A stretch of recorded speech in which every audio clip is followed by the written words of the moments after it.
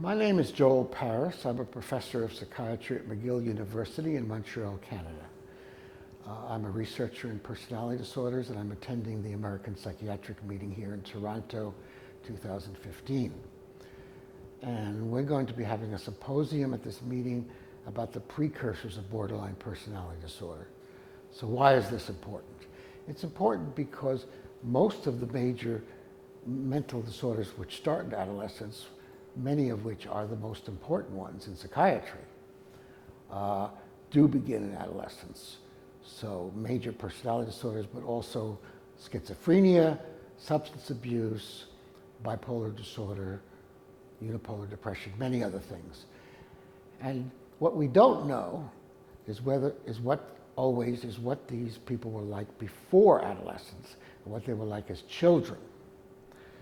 So, for example, borderline personality disorder usually starts in adolescence. That's not necessarily widely known because some people have the impression you're not supposed to diagnose it in adolescence, which isn't even true. The DSM clearly allows you to do so. And in fact, most cases will begin at that stage. And many patients will say, so I changed a lot at puberty. But what were they like before that, and how do we find out? So there are a number of ways. Ideally, if you had a prospective longitudinal study of children followed for 20 years into adulthood, and you could see what they were like as children and see which ones turned out to have borderline personality disorder, you'd be able to establish a relationship of some kind. Problem with that is that it takes an enormous number of people in order to do that. The prevalence of the community is maybe 1%, and not all of these patients are easy to track. And when they tried to do this in the Albany-Saratoga study in New York State some years ago, they actually could only find people with traits of borderline personality and not with a full disorder.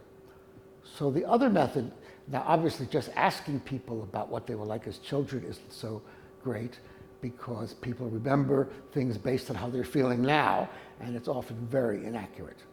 So the method that's been most used is high-risk samples. And this was done for antisocial personality disorders way back in the 60s by Lee Robbins, who followed a group of conduct disorder children into adulthood and saw that conduct disorder was an absolute precursor of antisocial personality disorder, and this has been replicated many times since. Borderline personality disorder is less obvious.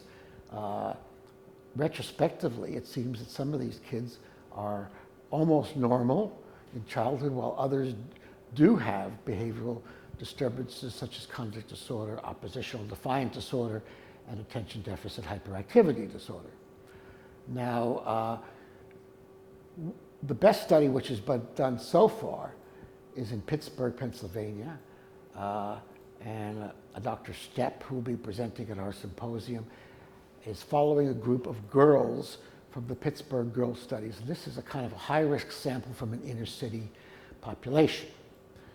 And these kids you could show have either conduct disorder or oppositional defiant or ADHD, and that's part of the risk. But by itself, that's not enough.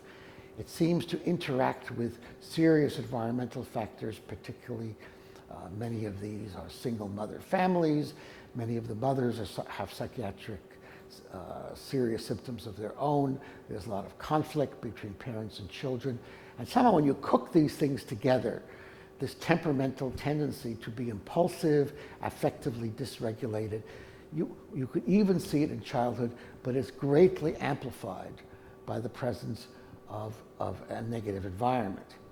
So this has given us our first clue into what children might be like before they develop borderline personality disorder. Now,